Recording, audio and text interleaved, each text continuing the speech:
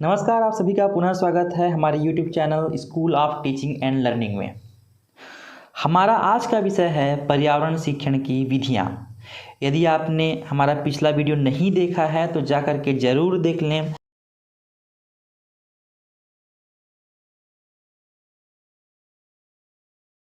शिक्षण सिद्धांतों पर चर्चा किया है, शिक्षण सूत्रों पर चर्चा किया है, जो CGTT, CTET सभी प्रकार की सभी स्टेट की टेट परीक्षाओं के अलावा शिक्षक भर्तियों से संबंधित सारे परीक्षाओं पर समान रूप से उपयोगी हैं। तो बिना देरी के टॉपिक की शुरुआत करते हैं। वीडियो अच्छा लगे तो ज़रूर लाइक, शेयर और सब्सक्राइब करिए। चलिए दोस्तों, शुरुआत करते हैं पर्यावरण शिक्षण की विधियाँ। किसी भी पाठ्यक्रम के शिक्षण में उसकी जो शिक्षण विधियाँ होती हैं वह महत्वपूर्ण होती हैं। शिक्षण विधियाँ को अपनाते समय एक शिक्षक को शिक्षार्थियों के व्यक्तिगत विभिन्नता को ध्यान में रखना चाहिए, क्योंकि प्रत्येक शिक्षार्थी क्या होता है, व्यक्तिगत रूप से भिन्नता रखता है, व्यक्तिगत विभिन्नता रखता है ना। उसके सोचने समझने की क्षमता अलग होती है। और जहाँ तक हो सके पर्यावरण शिक्षक को गतिविधि आधारित विधियाँ अपनानी चाहिए। गतिविधि आधारित जो विधियाँ हैं उनको अपनाना चाहिए। उनको पर्यावरण में ले जा कर के, उनको बाह्य वातावरण में ले जा कर के उन पर क्या करनी चाहिए, गतिविधियों का, है ना, गतिविधियाँ करानी चाहिए। जैसे कि खेल खेल में शिक्षा, है ना। जैसे कि भ्रमण विधि द्वारा छोटे बच्चों को गार्डन में ले गए, जूलॉजिकल पार्क में ले गए और बच्चों को दिखा रहे हैं कि जानवर इस प्रकार से होते हैं, है ना। छोटे बच्चों को जैसे कि आप लोग पास पड़ोस के जंगल में ले गए और वहाँ पर आप दिखा सकते हैं कि ये वृक्ष इस प्रकार के होते हैं, है ना, इनके तने ऐसे होते हैं, पत्तियों का आकार ऐसा होता है, प्रकाश संश्लेषण से ऊर्जा ग्रहण इनमें पत्तियों में होता है और कुछ इस प्रकार से होता है। तो गतिविधियों के माध्यम से पर्यावरण को सिखाना सबसे महत्वपूर्ण माना जाता है। तो पर्यावरण शिक्षण की विधियाँ जो होती हैं उनमें कौन कौन से गुण होने चाहिए। सबसे पहला गुण होना चाहिए कि शिक्षार्थियों में आलोचनात्मक चिंतन का विकास हो, है ना, शिक्षार्थियों में आलोचनात्मक चिंतन का विकास हो। अब आलोचनात्मक चिंतन क्या है? तो आलोचनात्मक चिंतन किसी भी घटना के दो पक्षों को प्रदर्शित करता है। यदि वह घटना घटित होती तो क्या होता, और यदि वह घटना घटित नहीं होती तो क्या होता। यदि वह घटना घटित होती तो क्या होता, और यदि वह घटना घटित नहीं होती तो क्या होता। तो आलोचनात्मक जो चिंतन होता है किसी भी घटना के संपूर्ण पक्षों को प्रदर्शित करता है। तो किसी भी शिक्षार्थी में आलोचनात्मक चिंतन का विकास करना, है ना, आलोचनात्मक चिंतन के विकास होने से उसमें सृजनात्मकता का भी विकास होता है। यदि वह घटना घटित हो रही है तो उसमें ये समस्याएं उत्पन्न हो रही हैं, तो इन समस्याओं का वह निवारण भी उससे खोज सकता है। ठीक है, तो शिक्षार्थियों में आलोचनात्मक चिंतन विकसित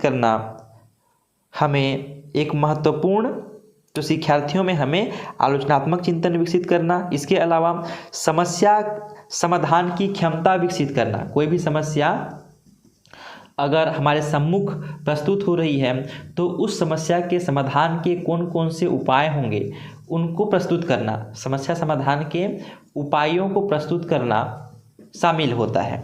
ठीक है ना। इस प्रकार से तो शिक्षक को गतिविधि आधारित विधियों को अपनानी चाहिए और उन गतिविधियों में हमें शिक्षार्थियों में आलोचनात्मक चिंतन का विकास करना है और समस्या समाधान के उपायों पर बात करनी है। दूसरा है शिक्षार्थियों के व्यक्तित्व का पोषण करती है ना, शिक्षार्थियों के व्यक्तित्व का पोषण करती है। ये जो गतिविधियाँ होंगी वो व्यक्तित्व का पोषण करेंगी। गतिविधियाँ क्या करेंगी? व्यक्तित्व का पोषण करेंगी। व्यक्तित्व यानी कि पर्सनालिटी, और पर्सनालिटी में क्या संबंध, पर्सनालिटी मतलब उसका क्या है, उस व्यक्ति का बोलचाल, हाव भाव और उस व्यक्ति का व्यक्तित्व में संबंधित क्या है, उसका ज्ञान स्तर, उसका नॉलेज है ना, उसके व्यक्तित्व को परिभाषित करती है। तो जब बच्चा करके सीखेगा, देख करके सीखेगा, उसमें जब आलोचनात्मक चिंतन का विकास होगा तो उसका व्यक्तित्व कैसा होगा, तो उसका व्यक्तित्व होगा अच्छा होगा। इस प्रकार से तीसरा पॉइंट है, जो गतिविधि आधारित शिक्षा होता है वो शिक्षार्थियों को करके सीखने का मौका देता है। करके सीखना संबंधित है क्रियाशीलता के सिद्धांत से, तो शिक्षार्थियों को करके सीखने का मौका मिलता है, और जब बच्चे करके सीखते हैं तो उनका जो ज्ञान होता है वो स्थायी होता है। कैसा होता है, स्थायी होता है। इसी प्रकार से जो अगला है गतिविधि आधारित शिक्षा का जो फायदे हैं वो अगला यह है कि शिक्षार्थी को खोज करने के लिए पर्याप्त स्थान मिलता है ना, खोज करने के लिए पर्याप्त स्थान मिलता है। खोज करने के लिए अगर शिक्षार्थी को पर्याप्त स्थान मिलता है तो शिक्षार्थी खोज के माध्यम से उसमें अन्वेषण यानी प्रेक्षण के गुण विकसित होते हैं। प्रेक्षण अवलोकन के गुण विकसित होते हैं। वह चीज़ों को देख करके सीखता है, प्रेक्षित करके सीखता है ना, उनके अलग अलग पक्षों के बारे में सोच सकता है ना। जैसे खोज विधि के द्वारा उसमें वैज्ञानिक गुणों का भी विकास होता है या वैज्ञानिक प्रवृत्ति का भी विकास होता है। आगे हम देखें तो शिक्षार्थी प्रत्यक्ष हस्तपरक अनुभव करता है। जो गतिविधि है, गतिविधियों के माध्यम से अगर कोई शिक्षार्थी सीखता है तो प्रत्यक्ष रूप से हस्तपरक है ना, करके सीखता है। मतलब क्या होता है, हस्तपरक अनुभव उपलब्ध कराती है। गतिविधि हस्तपरक अनुभव उपलब्ध कराती है ना, उपलब्ध कराती है। हस्तपरक गतिविधि जो है ना वो प्रत्यक्ष रूप से हस्तपरक अनुभव उपलब्ध कराती है। छठवां है कि शिक्षार्थियों में सृजनात्मकता का विकास होता है। सृजनात्मकता का विकास होता है। इसके अलावा क्या होता है, तो इसके अलावा शिक्षार्थियों को स्वयं सीखने योग्य बनाती है ना, स्वयं सीखने योग्य बनाती है, स्वयं सीखने योग्य बनाती है। तो अधिगम का मुख्य उद्देश्य क्या है, शिक्षार्थियों को स्वयं सीखने योग्य बनाना है ना। इसको हम लोग क्या बोलते हैं, रचनावादी उपागम। क्या बोलते हैं इसको, तो रचनावादी उपागम। रचनावादी उपागम में क्या करते हैं या रचनावादी अप्रोच में क्या करते हैं, तो इसमें हम लोग शिक्षार्थियों को मुक्त रूप से सीखने के लिए है ना वातावरण में छोड़ देते हैं। इससे क्या करते हैं, बच्चे स्वयं चीज़ों को देख देख के, चीज़ों को कर करके सीखने लगते हैं। चाहे आप जीन पियाजे की बात करो, चाहे आप वाइगोत्स्की की बात करो, उन्होंने क्या किया कि बच्चों के सीखने के तरीकों का सबसे पहले अध्ययन किया पर्यावरण शिक्षण। अब हम देखेंगे कि पर्यावरण शिक्षण की विधियां कौन कौन सी होती हैं। तो पर्यावरण शिक्षण की विधियां जब गतिविधियों पर आधारित होती हैं तो शिक्षार्थियों में आलोचनात्मक चिंतन का विकास होता है। समस्या समाधान के उपायों के बारे में बच्चे सोच सकते हैं। उनके व्यक्तित्व का पोषण होता है। जब वे इस प्रकार के विचारों को आत्मसात करते हैं तो उनका व्यक्तित्व निखरता है ना, वो नॉलेजेबल बनते हैं। बच्चे करके सीखते हैं, उनमें क्रियाशीलता के सिद्धांत के थ्रू हस्तपरक गतिविधियों द्वारा भी बच्चे क्या करते हैं, तो सीखने लगते हैं। खोज करने के लिए जो है ना बच्चे तैयार हो पाते हैं। खोज विधि द्वारा बच्चे सीख पाते हैं या खोज करने के लिए पर्याप्त स्थान देता है कौन, तो गतिविधि के माध्यम से जब बच्चे सीखते हैं तो खुद अन्वेषण करते हैं, खोज करते हैं, वैज्ञानिक विधि से सीखते हैं। अगला होता है हस्तपरक। प्रत्यक्ष और हस्तपरक जो गतिविधि है वो प्रत्यक्ष रूप से हस्तपरक अनुभव उपलब्ध कराती है। प्रत्यक्ष रूप से हस्तपरक जो अनुभव होता है उसको उपलब्ध कराता है। इसके अलावा गतिविधियों के माध्यम से शिक्षार्थियों में सृजनात्मकता है ना, कुछ नए निर्माण करने की क्षमता का उनमें विकास होता है और स्वयं सीखने योग्य बनाती है कि बच्चे बिना सहपाठी के स्वयं चीज़ों को सीख सकें। और यही क्या कहलाती है, रचनावादी उपागम, कि बच्चों को मुक्त रूप से वातावरण या पर्यावरण में छोड़ दो, वो चीज़ों को देखते देखते अन्वेषण करते, खोज करते या हस्तपरक क्रिया करते चीज़ों को सीखने लगते हैं। तो इस प्रकार से हमें पर्यावरण शिक्षण जब कक्षा में देनी होती है तो अधिक से अधिक गतिविधियों के माध्यम से हम शिक्षार्थियों तक विषय वस्तु को पहुंचाने का प्रयास करते हैं। तो यहाँ पर जीन पियाजे और वाइगोत्स्की ने बच्चों के सीखने के तरीके। हमारा अगला टॉपिक है पर्यावरण शिक्षण की विधियाँ। सबसे पहला विधि है किंडरगार्टन विधि। सबसे पहला विधि है किंडरगार्टन विधि।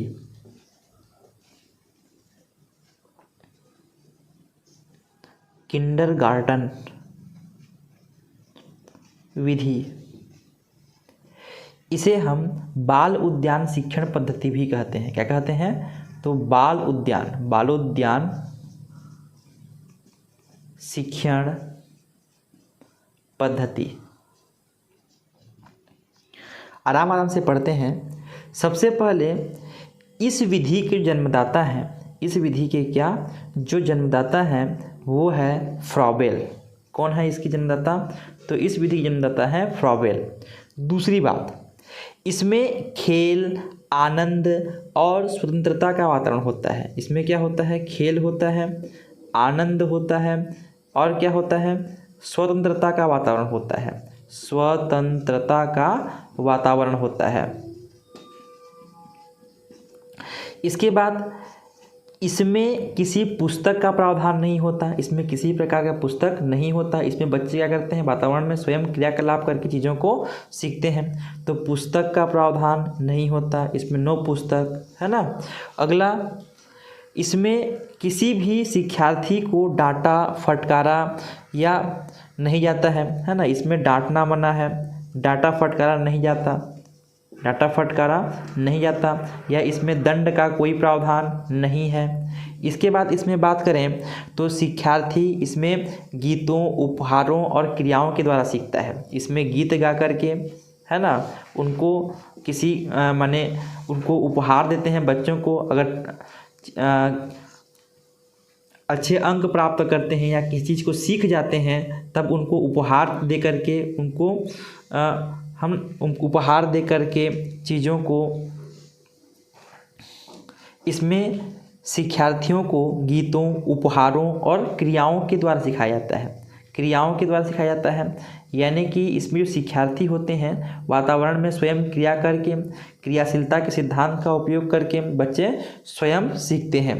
प्ले स्कूल जो अभी वर्तमान में संचालित हैं वो किंडरगार्टन विधि पर या बाल उद्यान शिक्षण पद्धति पर ही आधारित होते हैं। ठीक है। अगला होता है मॉन्टेसरी विधि। अगला है मॉन्टेसरी विधि। तो हमने जो किंडरगार्टन विधि है उसमें देखा कि इसके जन्मदाता कौन है? फ्रॉबेल है। इसमें खेल, आनंद और स्वतंत्रता का वातावरण होता है। पुस्तक का प्रावधान नहीं होता, डांटा फटकारा या दंड नहीं दिया जाता। इसमें गीत, संगीत, इसमें यदि बच्चा हम जिन चीज़ों को सिखाना चाहते हैं और उनको सीख जाता है तो उनको पुरस्कृत करते हैं, उपहार देते हैं। और इसमें बच्चा क्या होता है? क्रिया करके सीखता है, क्रिया करके सीखता है। अगला है मॉन्टेसरी विधि। मॉन्टेसरी विधि के जो जन्मदाता हैं वो है डॉक्टर मारिया मॉन्टेसरी, है ना। Doctor Maria Montessori, doctor Maria Montessori है। तो यह जो है ना 3 से 7 साल, यह 3 से 7 वर्ष के आयु वर्ग के शिक्षार्थियों की एक विशेष प्रकार की शिक्षा देने पर बल देती है। ये वर्ष याद रखेंगे, 3 वर्ष से 7 वर्ष के आयु वर्ग के विद्यार्थियों को विशेष प्रकार की शिक्षा देने के लिए बल देती है। इस विधि में भी बालक स्वतंत्र रहता है और स्वयं करके सीखता है। मुक्त रूप से छोड़ देना है, स्वतंत्र रहेगा और स्वयं क्रिया करके, वातावरण में स्वयं क्रिया करके सीखेगा। ठीक है ना। और इस विधि में बालक के ज्ञानेंद्रियों और मांसपेशियों को प्रशिक्षित किया जाता है। जो ज्ञानेंद्रियां हैं, हमारे 5 ज्ञानेंद्रियां होती हैं, आप लोग इसके बारे में जानते ही होंगे। तो हमारे 5 ज्ञानेंद्रियां कौन कौन सी हैं? आँख, नाक, कान, है ना, त्वचा और आँख, नाक, कान, त्वचा और जो हमारा जीभ है ना। 5 ज्ञानेंद्रियां हैं। तो इन्हीं ज्ञानेंद्रियों के थ्रू वह सीखता है या इन्हीं ज्ञानेंद्रियों को प्रशिक्षित किया जाता है। इसमें मांसपेशियों का और ज्ञानेंद्रियों का क्या होता है? तो प्रशिक्षण होता है, प्रशिक्षण होता है। तो हमने मारिया मॉन्टेसरी में क्या देखा इसके जन्मदाता कौन है? मारिया मॉन्टेसरी हैं। इसमें 3 वर्ष से 7 वर्ष के आयु 3 से 7 वर्ष आयु वर्ग के शिक्षार्थियों को विशेष प्रकार की शिक्षा का प्रावधान है। इसमें बालक स्वतंत्र रहता है और क्रिया करके सीखता है। इसमें उसके ज्ञानेंद्रियों और मांसपेशियों को प्रशिक्षित किया जाता है। इसी प्रकार से अगला शिक्षण विधि है, उसको हम लोग बोलते हैं परियोजना विधि। परियोजना विधि को सामान्यतः प्रोजेक्ट विधि के नाम से भी जानते हैं। तो प्रोजेक्ट विधि के नाम से भी जानते हैं, ठीक है ना। इस विधि के जन्मदाता हैं किलपेट्रिक। बहुत बार पूछा जाता है परियोजना विधि पर प्रश्न, है ना। वैसे सारे ही विधियाँ इंपॉर्टेंट हैं, पर परियोजना विधि तो लाया किसने था?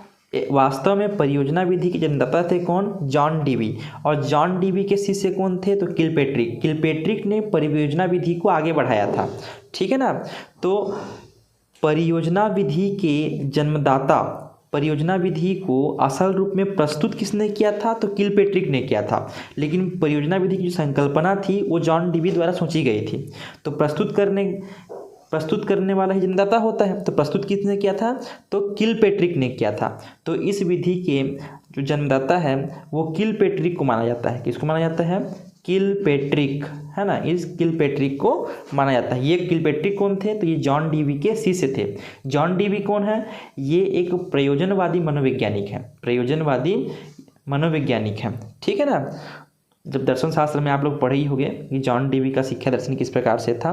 वो प्रयोग द्वारा सीखने पर, करके सीखने पर, है ना, आधुनिक विधि द्वारा सीखने पर बल देते थे, ठीक है। तो परियोजना विधि के जो जन्मदाता थे वो कौन थे? किलपेट्रिक थे। पहला बात। दूसरा बात क्या है? दूसरा बात यह है कि इस विधि में बालक को कोई कार्य संपन्न करने के लिए कहा जाता है, परियोजना दिया जाता है, प्रोजेक्ट दिया जाता है। एक प्रोजेक्ट देते हैं, है ना। जैसे कि कक्षा 9वीं 10वीं में आप लोग देखे होंगे कि बच्चों को पर्यावरण विषय से संबंधित कोई प्रोजेक्ट या परियोजना दिया जाता है। जैसे कि तालाब के आसपास के क्षेत्रों में कोई परियोजना दे देते हैं। तो कोई प्रोजेक्ट या परियोजना, इसमें कोई कार्य परियोजना विधि से, है ना, किसी कार्य को कराने के लिए, ताकि बच्चे प्रत्यक्ष रूप से चीज़ों को देख करके उनके बारे में जान सकें, उनके बारे में सीख सकें। तो परियोजना विधि से, प्रोजेक्ट विधि से इसमें किसी कार्य को संपन्न करने के लिए कहा जाता है।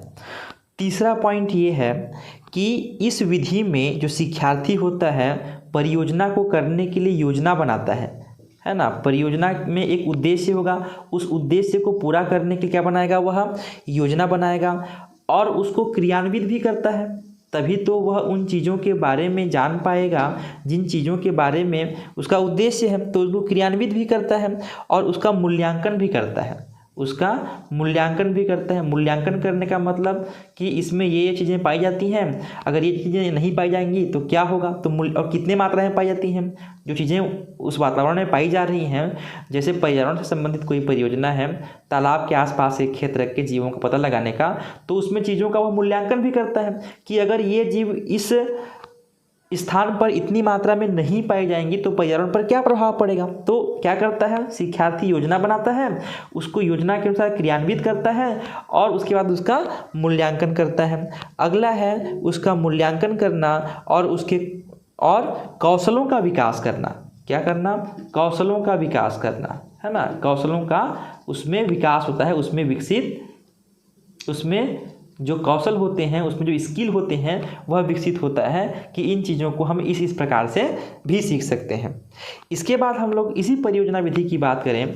जो चौथा पॉइंट यह है कि परियोजना व्यक्तिगत भी हो सकता है और समूह के रूप में हो सकता है। जो परियोजना होता है या जो प्रोजेक्ट होता है ये 2 प्रकार से होता है। व्यक्तिगत, है ना, व्यक्तिगत कैसे हो सकता है और समूह में कैसे हो सकता है, दोनों पर बात करते हैं। व्यक्तिगत मतलब किसी एक परियोजना को किसी एक व्यक्ति विशेष को दे दिए तो वह हो गया व्यक्तिगत। एक परियोजना या एक उद्देश्य को करने के लिए आप किसी पर्टिकुलर एक शिक्षार्थी को चुनेंगे तो वह व्यक्तिगत होगा। वह एक व्यक्ति ही उसे संबंधित योजना बनाएगा, उसको क्रियान्वित करेगा, उसका मूल्यांकन करेगा। अगर हम समूह में किसी उद्देश्य को करने के लिए परियोजना दें तो कैसे करेंगे? तो समूह में परियोजना को करने के लिए देते हैं तो हम उस परियोजना को अनेक खंडों में बांट देते हैं, अनेक खंडों में बांट देते हैं। जैसे कि प्रदूषण के बारे में हम एक परियोजना का निर्माण करते हैं और शिक्षार्थियों को देते हैं। तो शिक्षार्थियों के एक समूह को प्रदूषण के विषय में पता करना है, तो एक समूह को हमने बता दिया कि प्रदूषण क्या होते हैं, उसके बारे में चर्चा करनी है। दूसरे समूह को हमने प्रदूषण के प्रकार के बारे में बताने के लिए कहा, तो तीसरे समूह को प्रकारों का वर्णन करने के लिए कहा कि वायु प्रदूषण किस प्रकार से होता है। चौथे, पाँचवें, छठवें, सातवें, इस प्रकार से 6-7 समूहों में, जिस समूह में बांटे हैं, वायु प्रदूषण, जल प्रदूषण, इससे संबंधित समस्याओं को परियोजना के माध्यम से, है ना, उनको प्रोजेक्ट दे दिया कि आप पता करिए कि कहाँ कहाँ पर ये प्रदूषण पाए जा रहे हैं। अंत में वे जो विद्यार्थी हैं, जो शिक्षार्थी समूह में हैं, अपनी जानकारी को एकत्रित करके एक पूरा योजना, है ना, प्रदर्शित करते हैं। तो इस प्रकार से परियोजना व्यक्तिगत भी हो सकता है और समूह रूप में भी हम परियोजना को दे सकते हैं या परियोजना कार्य कर सकते हैं। अगला है, विभिन्न विषय वस्तुओं पर परियोजना बनाई जा सकती है, जैसे कि विभिन्न क्षेत्रों के भोजन पर, इसके अलावा आवासों पर, कलाओं पर, यातायात के साधनों पर, पहनावे पर, फसलों पर, मिट्टी पर, प्रदूषण पर, इसी प्रकार से ऐतिहासिक इमारतों पर भी हम योजनाएं बना सकते हैं। तो परियोजना से बच्चे देख करके चीज़ों को सीखते हैं, है ना। बच्चे स्वयं देखते हैं, चीज़ों को स्वयं क्रियान्वित करते हैं, उसके बारे में योजना बनाते हैं, उसका स्वयं मूल्यांकन भी करते हैं। तो उसमें क्या होता है, बच्चे प्रत्यक्ष रूप से चीज़ों के संपर्क में आते हैं, जिससे वे चीज़ों को आसानी से सीख सकते हैं।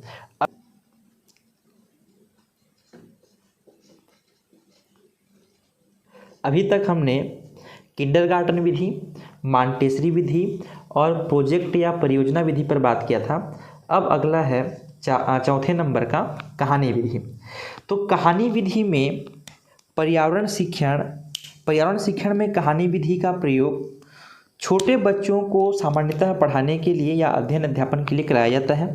पर्यावरण शिक्षण के अधिगम में यह बड़ी ही उपयोगी विधि होती है, क्योंकि कहानी अगर कोई सुना रहा है तो छोटे बच्चे उसे सुनना पसंद करते हैं, तो वह उनके लिए क्या होता है, तो रुचिकर होते हैं। और रुचिकर होते हैं तो कहानी विधि से अगर हम कोई पाठ को पढ़ाएं तो वह अधिक समय से उनको याद भी रहेगा। तो इस विधि के द्वारा कोई भी ज्ञान बड़ी आसानी से शिक्षार्थियों को हम दे सकते हैं। ये हो गया एक पॉइंट। अगला ये है कि इस विधि के द्वारा किसी भी जैसे नीरस या उबाऊ जो विषय वस्तु है, उसको हम लोग रोचक ढंग से उनके समक्ष प्रस्तुत कर सकते हैं।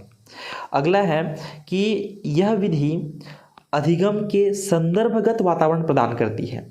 इस विधि के द्वारा अनेक विषय क्षेत्रों को आसानी से पढ़ाया जा सकता है। अगला है, इस विधि के द्वारा बच्चों के परिवेश का समृद्ध चित्रण किया जा सकता है। कहानी कहने से बच्चे खुश भी होते हैं कि हमें कहानी सुनने को मिल रहा है, और वो चीज़ों को सुनते भी हैं, है ना। बच्चों में क्या होता है, रुचि विकसित हो जाता है विषय के प्रति, और वो जानने का प्रयास करते हैं कि यह कहानी जो बोली जा रही है, ये माने आगे क्या होगा, वो जिज्ञासा रखते हैं। बच्चों में रुचि का भी विकास होता है और जिज्ञासा का भी विकास होता है। तो इस विधि के द्वारा बच्चों में ज्ञान की प्राप्ति के साथ साथ मनोरंजन भी होता है। तो वो बच्चे जिस विषय के बारे में पढ़ाया जा रहा है, उस विषय का जो ज्ञान होता है वो स्थायी रूप से बनता है। तो छोटे बच्चों के लिए कहानी विधि अत्यंत ही महत्वपूर्ण होता है। अगर उबाऊ विषय है और जटिल विषय है तो आसानी से हम इस विधि का उपयोग करके उनके समक्ष प्रस्तुत कर सकते हैं।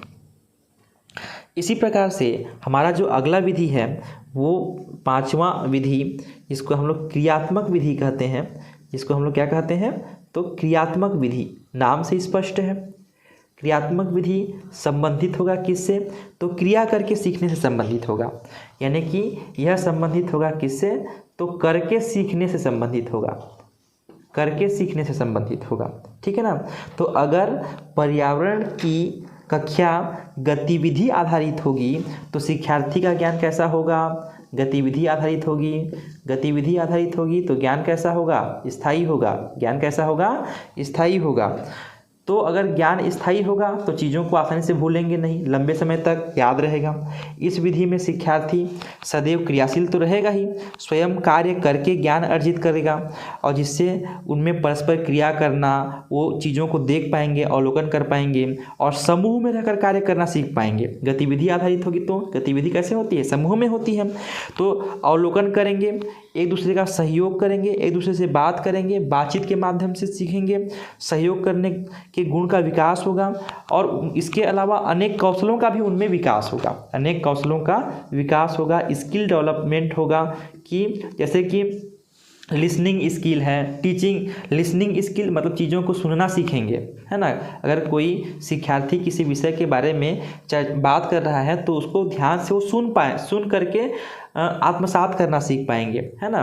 तो इस प्रकार से उनके कौशलों का LSRW जो कौशल होते हैं, लिसनिंग, स्पीकिंग, रीडिंग और राइटिंग, है ना, इसके बारे में हम भी आगे चर्चा करने वाले हैं। LSRW तो इसके बारे में बच्चे सीखेंगे, listening, speaking, writing and reading, 4 skills होते हैं। चारों स्किल्स का क्रियात्मक विधि में विकास पॉसिबल है।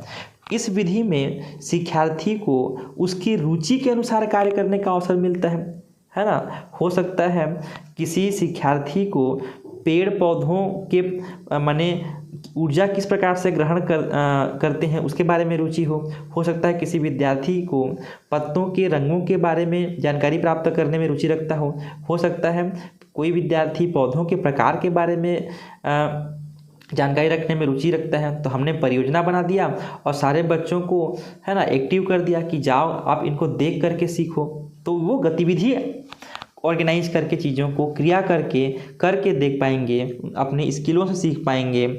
इस प्रकार से इसमें जो शिक्षक होता है एक मार्गदर्शक के रूप में होता है। शिक्षक क्या होता है?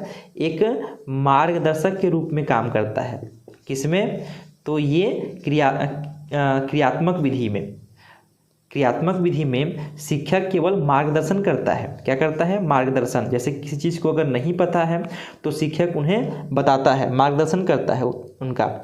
इस विधि में शिक्षार्थियों में कई सारी गतिविधियां कराई जा सकती हैं, जैसे कि किसी चीज़ का मॉडल बनाना, जैसे विभिन्न क्षेत्रों के आवासों का मॉडल बनाना कि अलग अलग क्षेत्रों में जैसे केरल के आवास कैसे होंगे, है ना, जैसे राजस्थान में आवास कैसे होंगे, छत्तीसगढ़ में आवास कैसे होंगे, तो उनका मॉडल बना के सीख सकता है। वो खुद आवास बनाएगा तो चीज़ों के बारे में सीखेगा कि हाँ इस केरल के आवास ऐसे होंगे, यहाँ पंजाब के आवास कैसे होंगे, तो उनके बारे में वो सीख पाएगा। इसके अलावा जैसे किसी चीज़ का चार्ट बनाना हो गया, जैसे भोजन के विभिन्न स्रोतों का प्राथमिक स्तर पर पोषण या भोजन के विषय में पढ़ाने का सबसे उचित तरीका शिक्षार्थियों के टिफिन बॉक्स में लाए गए भोजन के विषय में व्याख्या करना। जैसे शिक्षार्थी छोटे छोटे बच्चों को आपके भोजन के विषय में पढ़ाना है तो क्या करेंगे? भोजन के विषय में पढ़ाने के लिए उनके टिफ़िन बॉक्स को खोलेंगे, है ना। ऐसा नहीं कि व्याख्यान विधि से पढ़ाना शुरू करेंगे, उनके टिफ़िन बॉक्स को खोल करके देखेंगे कि शिक्षार्थियों ने कौन कौन सी सब्जियां, कौन कौन से चीज़ें उसमें लाए हुए हैं, तो उन चीज़ों पर बात करना शुरू करेंगे, जिससे वे प्रत्यक्ष रूप से देख करके सीखना भी शुरू करेंगे। तो किसी चीज़ का ऐसे मानचित्र बनाना है, इसके अलावा किसी चीज़ का अगर मानचित्र बनाना है, जैसे घर से स्कूल तक के रास्ते का या रेलवे सफ़र तक का चित्र बनाना है, तो क्रियात्मक विधि द्वारा वह क्या कर सकते हैं? चित्र को बना करके सीख सकते हैं कि इस जगह पर ये चौराहा है, इसके बाद ये राइट मुड़ना है, लेफ्ट मुड़ना है। वो खुद करके इस प्रकार से चीज़ों को सीख सकते हैं। क्रियात्मक विधि के अलावा किसी चीज़ का चित्र बनाना, जैसे कि घर से स्कूल तक के रास्ते का, रेलवे सफ़र का, वह चित्र बना करके चीज़ों को सीख सकता है। किसी चीज़ का वृत्त चित्र दिखाना, जैसे किसी प्रकार के प्रदूषण पर वृत्त चित्र में हम लोग क्या करते हैं कि इस गैस की वजह से इतनी प्रदूषण हो रही है, या यह गैस इतनी, जैसे मान लो बात कार्बन डाइऑक्साइड की मात्रा इतनी हो गई है। जैसे हम लोग प्रदूषण की बात करें तो कार्बन डाइऑक्साइड और अन्य प्रदूषित गैसों की वजह से प्रदूषण की जो मात्रा है वो इतनी % है, उसको दिखाना चाहते हैं।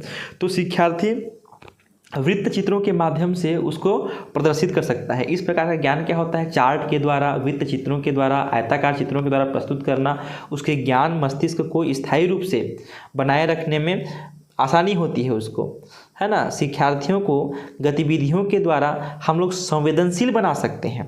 जैसे कि वन संरक्षण के प्रति उनको संवेदनशील बनाने के लिए उन्हें एक एक पौधा अपनाने और उसका पोषण करने के लिए कहा जा सकता है। इस प्रकार से हम क्रियात्मक विधि में गतिविधि आधारित शिक्षण पद्धति को महत्व देते हैं, गतिविधियों के आधार पर उनको समझाने का प्रयास करते हैं। अगला विधि है सहयोगात्मक अध्ययन विधि। अगला विधि क्या है, तो सहयोगात्मक अध्ययन विधि। सहयोगात्मक अध्ययन विधि। अभी तक आपने चैनल को सब्सक्राइब नहीं किया है तो ज़रूर जा कर के सब्सक्राइब कर ले, क्योंकि इसी प्रकार के जो यूज़फुल वीडियो आपको सी-टेट, सी-टेट और ऑल स्टेट टेट से संबंधित, इसके अलावा शिक्षक भर्ती परीक्षाओं से संबंधित वीडियो निरंतर डाली जाएंगी, है ना। तो आप सहयोगात्मक अध्ययन विधि या समुदाय विधि, है ना, इसी को हम लोग बोलते हैं समुदाय विधि। समुदाय विधि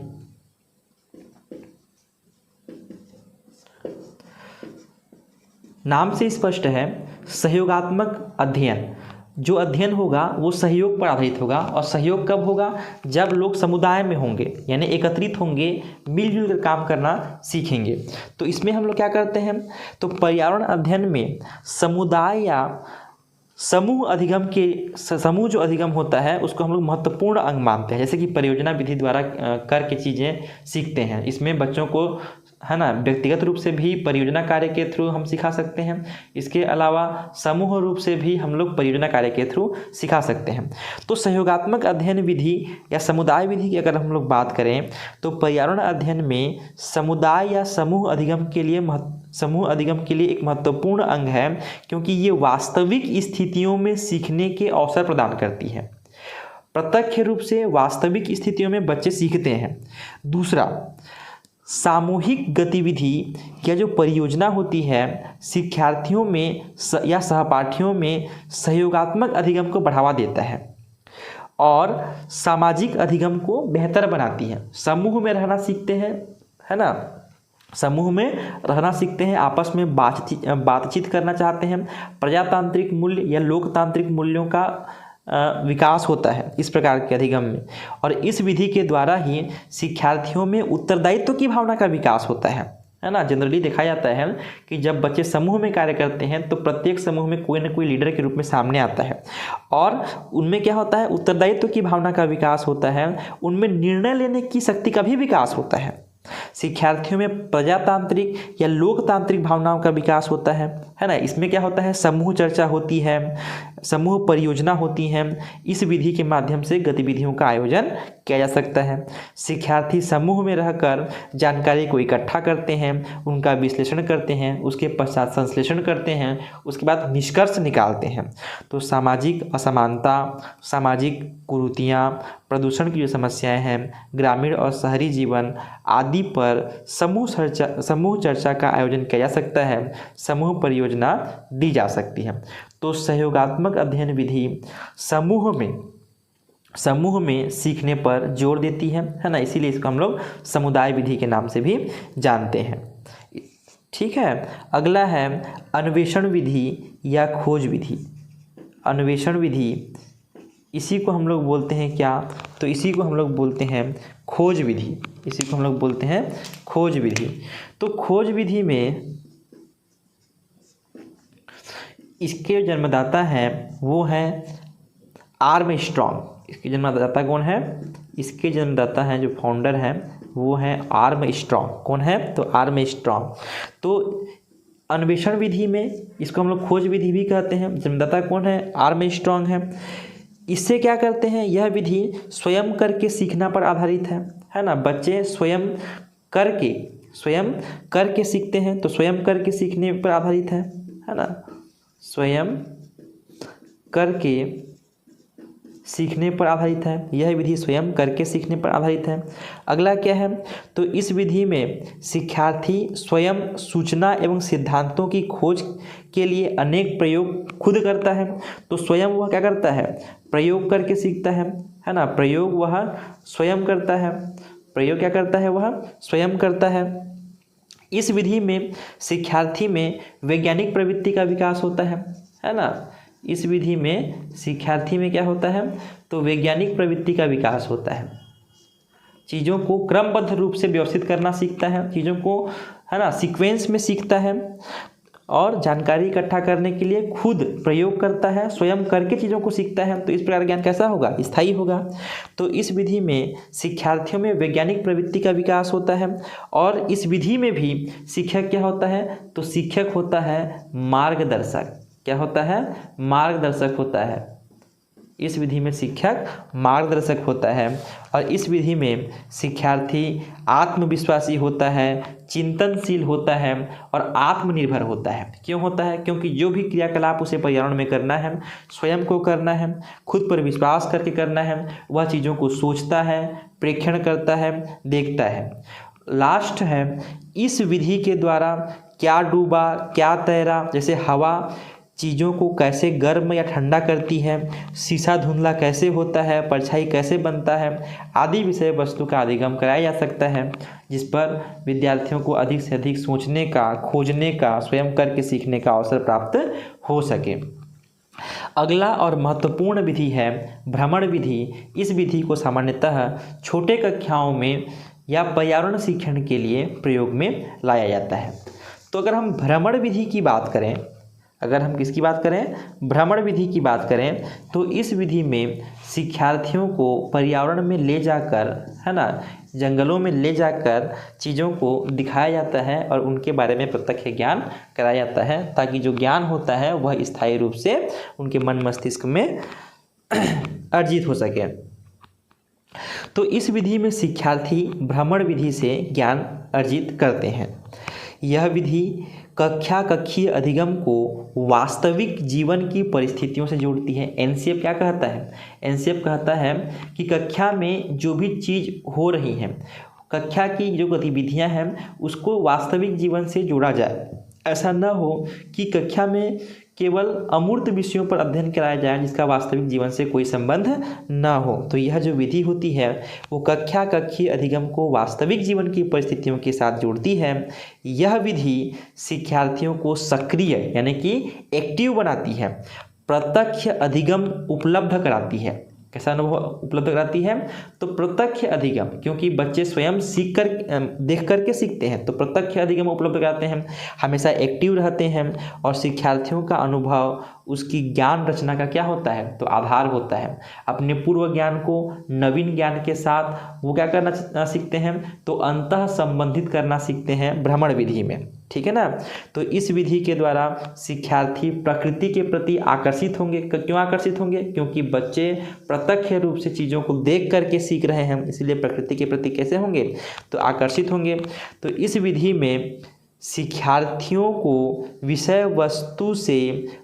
विषय वस्तु का ध्यान से अवलोकन करना चाहिए, टिप्पणियों को दर्ज करना चाहिए और उसे अपने सहपाठियों और शिक्षकों के साथ बांटना चाहिए। शिक्षार्थी अगर किसी जंगल में भ्रमण के लिए जाते हैं तो उस जंगल में जो जीव जंतु पाए जाते हैं उनके बारे में जानकारी एकत्रित करेंगे, उनके बारे में लिखेंगे, है ना, पेड़ पौधों के चित्र बनाएंगे, ड्राइंग शीट ले जाएंगे साथ में, तो है ना, इस प्रकार से उनके पत्तों के बारे में देखेंगे, तो प्रत्यक्ष रूप से वे चीज़ों को सीख पाते हैं। तो इसमें क्या करते हैं, जो शिक्षार्थी होते हैं अपने सहपाठियों से, अपने शिक्षकों से जिन चीज़ों को वो भ्रमण के थ्रू देख पाते हैं, घूम के देख पाते हैं, अवलोकन कर पाते हैं, प्रेक्षण कर पाते हैं, उनको वह बांटते हैं, ताकि प्रत्येक विद्यार्थी, है ना, सहयोग के द्वारा, या हम यूँ कहें कि प्रत्येक विद्यार्थी जो वह अनुभव किया भ्रमण के दौरान उन सारी चीज़ों को एक दूसरे को बांट सके, है ना। तो सीटेट में जनरली भ्रमण विधि से संबंधित बहुत सारे प्रश्न पूछे जाते हैं, क्योंकि भ्रमण विधि पर्यावरण शिक्षण के लिए सबसे महत्वपूर्ण माना जाता है। ठीक है। तो शिक्षार्थियों को अपने साथ पूरा बस्ता नहीं ले जाना चाहिए। भ्रमण पर जाते समय शिक्षार्थियों को अपने साथ पूरा बस्ता नहीं ले जाना चाहिए। भ्रमण पर जाते समय कौन कौन सी चीज़ों को ध्यान रखना चाहिए, तो इस पर संबंधित भी बहुत सारे प्रश्न पूछे जाते हैं। कभी भी शिक्षार्थियों को अपने साथ पूरा बस्ता नहीं ले जाना चाहिए। क्यों नहीं ले जाना चाहिए? क्योंकि भ्रमण के लिए जब जा रहे हैं तो बहुत सारे सामान आप कैसे लेकर के जा सकते हैं, है ना। उनको सामान को रखने के लिए हमें उनको एक जगह से दूसरी जगह ले जाना होगा, तो ऐसी में चीज़ें क्या होंगी, आसान नहीं होंगी। तो शिक्षार्थियों को अपने साथ हमको केवल एक नोटबुक रखना है या ड्राइंग कॉपी हमें साथ में ले जाना चाहिए, ताकि हम जो देखें उनको हम नोट भी करें या चित्र बना सकें। ये हो गया। अगला है, अगर हम चिड़ियाघर पर जा रहे हैं तो जानवरों के लिए कोई भी भोजन नहीं लेकर के जाना है ना। जानवरों को चिड़ियाघर में किसी भी प्रकार की भोजन देने से क्या होती है, तो मनाही होती है। हो सकता है वो जो भोजन हम लेकर के जाएं उनके लिए ठीक साबित ना हो, तो उनको प्रभाव पड़ सकता है। तो भ्रमण पर जाने से पहले वहाँ किए जाने वाले जितने भी क्रियाकलाप हैं उसके विषय में शिक्षक को और शिक्षार्थियों के बीच में चर्चा होनी चाहिए, है ना। तो इस विधि से चाहे हम पौधों को, जानवरों को, प्रकृति को, पहाड़ों को या हम कहें कि खाद्य श्रृंखला, ऐतिहासिक इमारत, फसल आदि के विषय में हम सार्थक अधिगम करा सकते हैं। भ्रमण मतलब कि जाकर के हम देख के प्रत्यक्ष रूप से ज्ञान को अर्जित कर सकते हैं। हमारा अगला और महत्वपूर्ण विधि है प्रश्नोत्तर विधि। प्रश्नोत्तर विधि। प्रश्नोत्तर विधि का उपयोग सामान्यतः जब अध्यापक शिक्षण अधिगम प्रक्रिया करने से पूर्व बच्चों को करता है, बच्चों के समक्ष करता है। कैसे करता है? कोई भी अध्यापक शिक्षण अधिगम कार्य करने से पूर्व पाठ योजना बनाता है। पाठ योजना में उसे एक टॉपिक का चयन करना होता है। वह पाठ योजना उसी टॉपिक के ऊपर केंद्रित होता है। टॉपिक को शुरू करने से पहले वह अपने शिक्षार्थियों से कुछ प्रश्न करता है। जो अंतिम प्रश्न होता है उस विषय वस्तु के नाम पर आधारित होता है, तो वह इस प्रकार के प्रश्नों का अपने बच्चों में प्रयोग करता है या अपने बच्चों को पूछता है। तो इस प्रकार से प्रश्नोत्तर विधि का उपयोग किया जाता है। तो इस विधि में प्रश्न पूछकर पाठ का ज्ञान कराया जाता है। इस विधि में जो शिक्षक होता है और शिक्षार्थी होते हैं दोनों ही प्रश्न पूछते हैं। ऐसा नहीं कि केवल शिक्षक ही प्रश्न पूछेगा। अगर शिक्षार्थी को किसी विषय में शंका है तो उसका समाधान करने के लिए वह शिक्षक से प्रश्न पूछ सकता है। तो पर्यावरण अध्ययन तभी सार्थक होगा अगर ज़्यादा से ज़्यादा प्रश्न पूछे जाएं। किनके द्वारा? तो शिक्षार्थियों के द्वारा पूछे जाएं, है ना। इसीलिए तो हमें शिक्षार्थियों को प्रश्न पूछने के अवसर देने हैं। तो यदि शिक्षार्थी प्रश्न पूछ रहे हैं तो विषय के प्रति उनको रुचि उत्पन्न हो रहा है। तो प्रश्न शिक्षार्थियों में रुचि और उत्सुकता जगाते हैं। प्रश्न क्या करते हैं? शिक्षार्थियों में रुचि जगाते हैं और उत्सुकता जगाते हैं। प्रश्नों से शिक्षार्थियों का चिंतन उद्दीप्त होता है ना। वो चिंतन करते हैं, विषय के प्रति सोचते हैं। अगला है प्रश्न प्रकरण को संदर्भ परक बनाने में मदद करते हैं। मतलब कि हम ऐसा समझ सकते हैं कि हमारा हम जिस संदर्भ में बात करना चाहते हैं, प्रश्नों के माध्यम से हम पूछ करके सीधा संदर्भ को प्रस्तुत कर सकते हैं। जैसे हमें सजीव और निर्जीव के बारे में बताना है बच्चों को, तो हमने बच्चों से कहा कि आप अपने आसपास में किन किन चीज़ों को देख पा रहे हैं। तो बच्चे बोलेंगे पंखा, है ना। बच्चे बोलेंगे ब्लैक बोर्ड, है ना, टेबल, इस प्रकार से चीज़ें बोलेंगे। इसके अलावा बोलेंगे कि मैं राम, श्याम, रानू, मोनू इन सब चीज़ों को देख रहा हूँ, इनको भी मैं देख पा रहा हूँ, है ना। तो फिर हम कहेंगे कि इनमें सजीव कौन है, निर्जीव कौन है, तो बताएंगे। तो बच्चे जान जाएंगे कि सजीव ये हैं और ये निर्जीव हैं, क्योंकि इनमें ये गुण है, इनमें ये गुण है, इसलिए सजीव है और इनमें ये निर्जीव है। तो कैसा होना चाहिए? संदर्भ परक जो प्रश्न होते हैं वो प्रकरण को संदर्भ परक बनाने में मदद करते हैं। तो प्रश्न पूछने से अभिप्रेरित शिक्षण का संकेत मिलता है। अगर बच्चे प्रश्न पूछ रहे हैं तो बच्चे क्या है, मोटिवेट हैं उस विषय को जानने के लिए या सीखने के लिए तत्पर हैं। तो इसके बारे में हमें पता चलता है। इसके अलावा कल्पनापरक या चिंतनशील या चिंतापरक प्रश्न, जैसे अगर पेट्रोल खत्म हो जाए तो क्या होगा, वनों का विनाश हो जाए तो क्या होगा, जल की कमी हो जाए तो क्या होगी, ऐसे प्रश्न शिक्षार्थियों को संवेदनशील बनाते हैं और उनमें चिंतन कौशलों का विकास करते हैं। तो प्रश्नों का मुख्य उद्देश्य क्या है? शिक्षार्थियों को अपने विचार प्रकट करने का अवसर देना, उनकी जानकारी की जांच करना है, ठीक है ना, ताकि वे उनका पूर्व ज्ञान कितना है हम जान सकें, फिर उस पूर्व ज्ञान को नवीन ज्ञान की ओर संबद्ध करना है, जोड़ना है। यही क्या है एनसीईआरटी 2005 का उद्देश्य है, ठीक है ना। तो अभ्यास या गतिविधियां या हम यूँ कहें प्रश्न पाठ या प्रकरण में अंतर्निर्मित होनी चाहिए, ताकि शिक्षार्थियों का जो ज्ञान है वो स्थायी बन सके, ताकि शिक्षार्थियों का ज्ञान क्या हो सके, वो स्थायी हो सके। तो प्रश्न बनाने के भी चरण होते हैं, प्रश्न बनाने के भी चरण होते हैं। अगर हम प्रश्न बनाने के चरण की बात करें, प्रश्न बनाने के चरण की बात करें तो प्रश्न बनाने के भी चरण होते हैं। संतुलित प्रश्न बनाने के लिए हमें सबसे पहले उसकी रूपरेखा डिजाइन करनी चाहिए कि कितने की रूपरेखा, कैसे कि प्रश्न कितने होंगे और कितने अंक के कितने प्रश्न होंगे, रूपरेखा में डिजाइन तैयार करना, ठीक है। फिर ब्लूप्रिंट तैयार करना।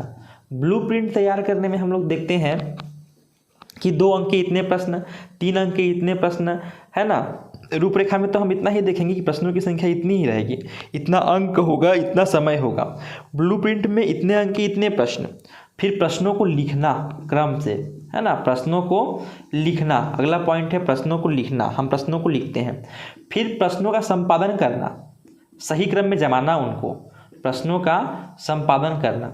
यहाँ पर विशेष ध्यान ये रखा जाता है कि ये जो प्रश्न है शिक्षार्थियों के लिए ना तो बहुत कठिन हो और न ही बहुत ही सरल हो। जो उनका सीक्वेंस होता है, जो उनका क्रम होता है, वो न तो बहुत कठिन हो और न ही बहुत सरल हो। फिर अंक योजना को लिखना, लास्ट में हम लोग अंक योजना लिखते हैं, यानी कि ये पहला प्रश्न 2 अंक का, दूसरा प्रश्न 3 अंक का, इस प्रकार से अंक योजना को हम लिखते हैं।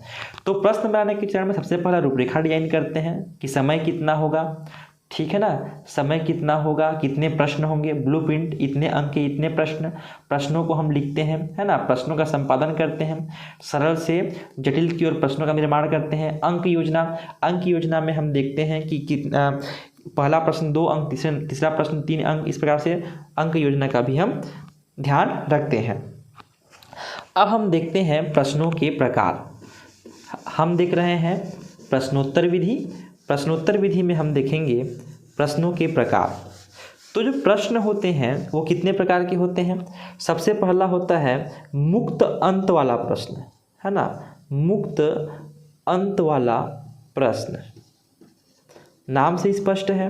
मुक्त अंत वाला प्रश्न माने इस प्रकार के प्रश्नों के उत्तर कैसे होंगे? मुक्त होंगे, है ना, मुक्त होंगे, यानी शिक्षार्थी अपने समझ से प्रश्नों का उत्तर देता है। जैसे कि आज तुमने क्या खाया, तो शिक्षार्थी अपने समझ से उत्तर देगा कि मैंने आज इन चीज़ों को खाया है।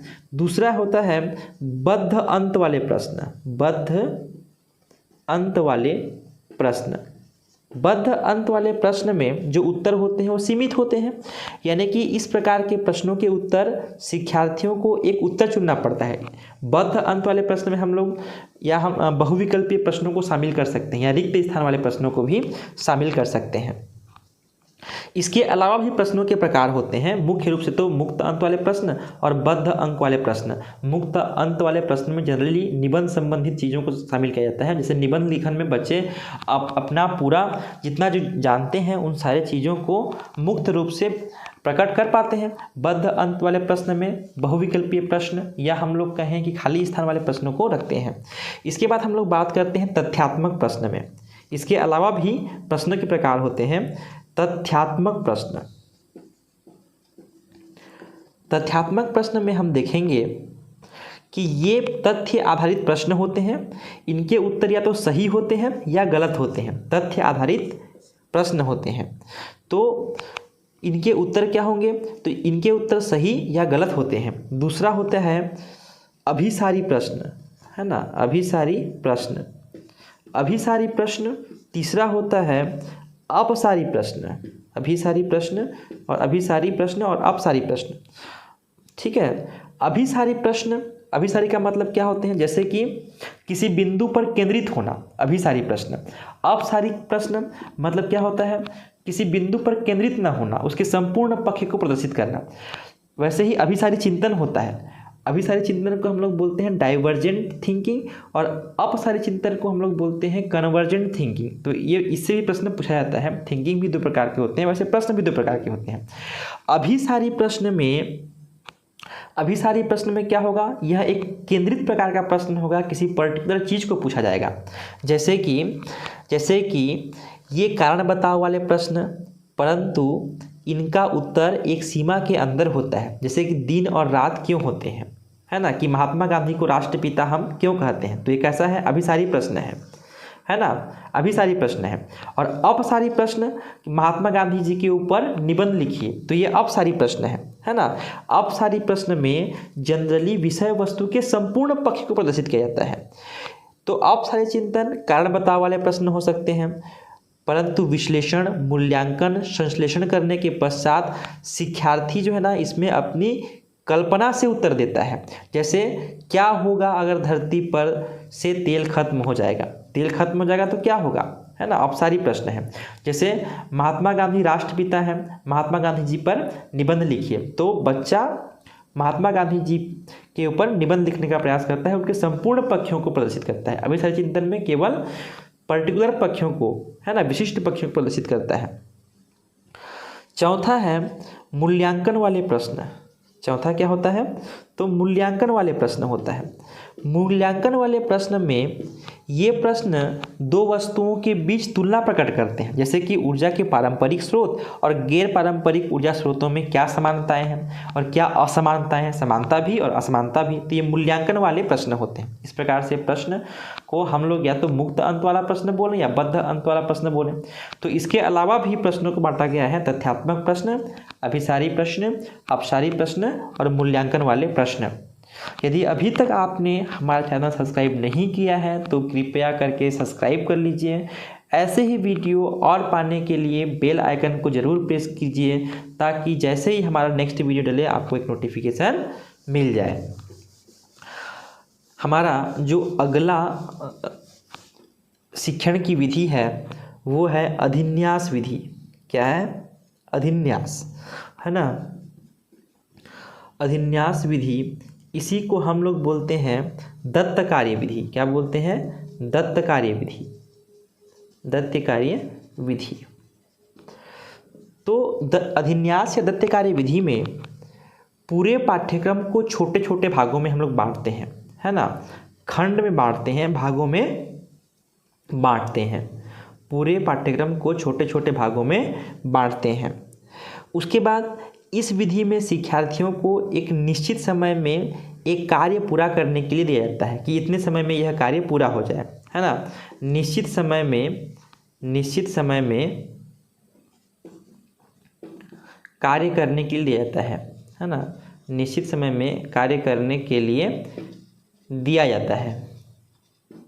अगला क्या है, इस विधि में अधिन्यास पूर्ण होने पर ही दूसरा अधिन्यास दिया जाता है। जैसे एक अधिन्यास या एक दत्त कार्य या एक गृह कार्य पूर्ण होने के बाद ही दूसरा गृह कार्य दिया जाता है। एक गृह कार्य पूर्ण होने के बाद ही दूसरा गृह कार्य इसमें हम लोग शिक्षार्थियों को देते हैं। ठीक है, एक दत्त कार्य के पूर्ण होने पर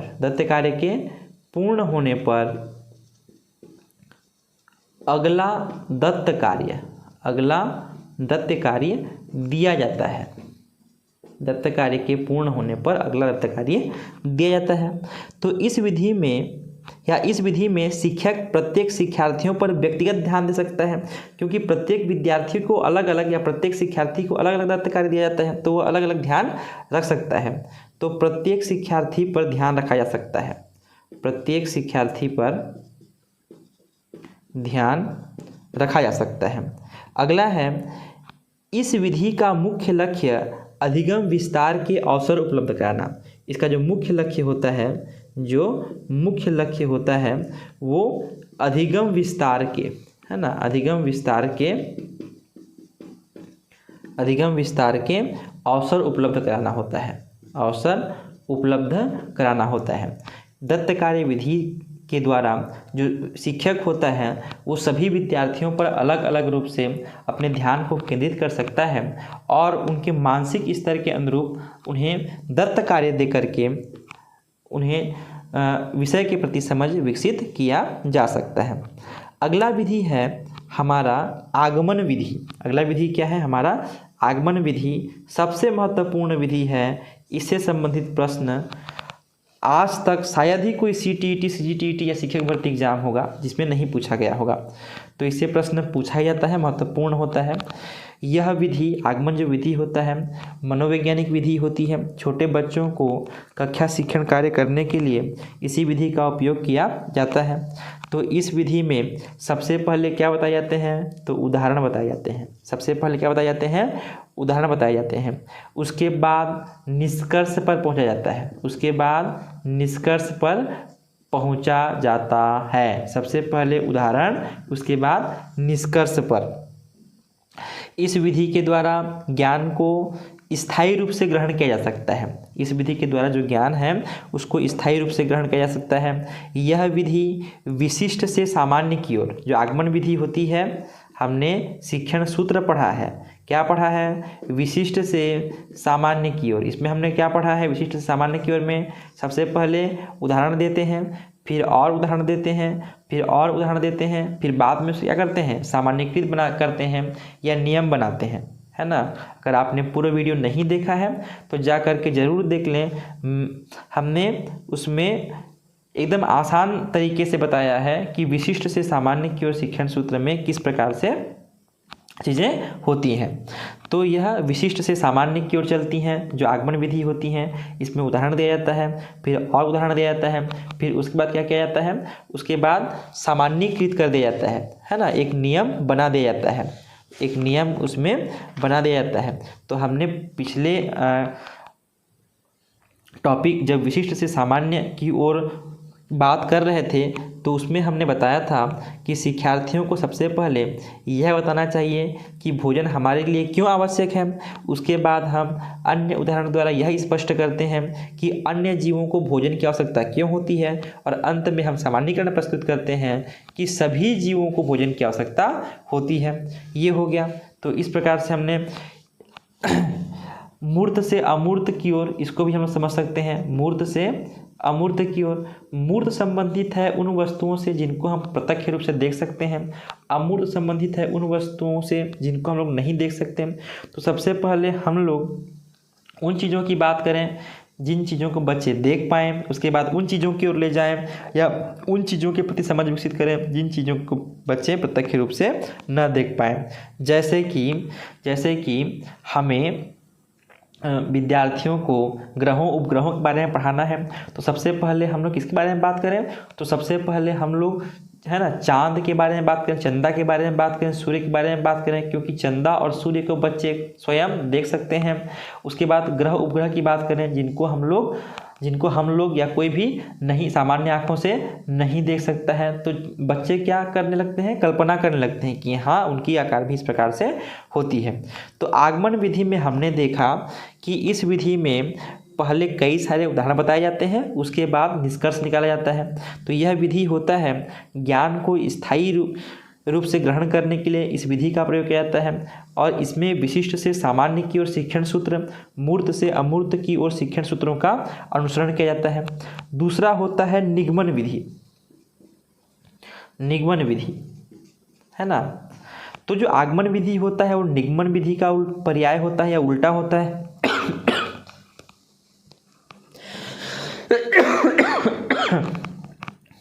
जो आगमन विधि होता है वो निगमन विधि का उल्टा होता है, कि जो निगमन विधि होता है वो आगमन विधि का उल्टा होता है। तो निगमन विधि में क्या करते हैं? निगमन विधि में सबसे पहले कोई नियम बनाया जाता है। सबसे पहला कोई नियम बनाया जाता है, उसके बाद उसका उदाहरण प्रस्तुत किया जाता है। उसके बाद उसका उदाहरण प्रस्तुत किया जाता है। सबसे पहला हम लोग नियम बनाते हैं, फिर उदाहरण प्रस्तुत करते हैं। हम लोग इसको क्या बोलते हैं? निगमन विधि। जैसा आगमन विधि था उसके जस्ट अपोजिट करोगे तो आपको निगमन विधि प्राप्त होगा। सबसे पहले नियम बनाते हैं, उसके बाद हम उदाहरण प्रस्तुत करते हैं। जैसे कि हम सबसे पहले बता देंगे कि सभी जीव भोजन करते हैं, फिर उदाहरण बताएंगे कि ये जीव इसको भोजन के रूप में ग्रहण करते हैं, ये जीव इनको भोजन के रूप में ग्रहण करते हैं, ये जीव इनको भोजन के रूप में ग्रहण करते हैं। ठीक है, तो इसमें जो शिक्षण सूत्र होगा वो क्या होगा? तो सामान्य से विशिष्ट की ओर, सामान्य से विशिष्ट की ओर। इसके अलावा अमूर्त से मूर्त की ओर, अमूर्त से मूर्त की ओर शिक्षण सूत्र का प्रयोग किया जाता है। ध्यान रखिए, जो आगमन विधि है वो बाल केंद्रित विधि है। कैसी विधि है? आगमन विधि बाल केंद्रित विधि है, लेकिन जो निगमन विधि है वो बाल केंद्रित विधि नहीं है। जो निगमन विधि है वो बाल केंद्रित विधि नहीं है। तो आगमन विधि छोटे बच्चों को पढ़ाने के लिए उपयोगी होता है, ताकि इस विधि के द्वारा उनका जो ज्ञान है मन मस्तिष्क में स्थायी हो जाए। लेकिन निगमन विधि है ना, निगमन विधि के द्वारा गणित का अध्ययन किया जाता है। निगमन विधि गणित के अध्ययन में सार्थक होती है। सामान्यतः निगमन विधि का उपयोग हायर एजुकेशन में गणित के पाठ को पढ़ाने के लिए किया जाता है। यह बाल केंद्रित विधि नहीं है। और यह जो विधि है, जो निगमन विधि है, शिक्षार्थियों के रटने की प्रवृत्ति को बढ़ाती है। निगमन विधि शिक्षार्थियों के रटने की प्रवृत्ति को बढ़ाती है। तो अभी तक हमने शिक्षण विधियों पर चर्चा पूर्ण कर लिया है। यदि अभी तक आपने हमारा वीडियो, अभी तक हमने सारे शिक्षण विधियों पर चर्चा, हम सारे शिक्षण विधियों पर चर्चा कर चुके हैं। यदि आप हमारे चैनल पर नए हैं तो सब्सक्राइब करें, लाइक करें, शेयर करें और कमेंट करें। हमने सभी शिक्षण विधियों पर चर्चा किया है। यदि आप हमारे चैनल पर नए हैं, हमने सभी शिक्षण विधियों पर चर्चा किया है। यदि आप हमारे चैनल पर नए हैं तो चैनल को सब्सक्राइब करें, अपने दोस्तों के साथ शेयर करें, कमेंट करें, लाइक करें। आज के लिए बस इतना ही। बहुत बहुत धन्यवाद आप सभी का।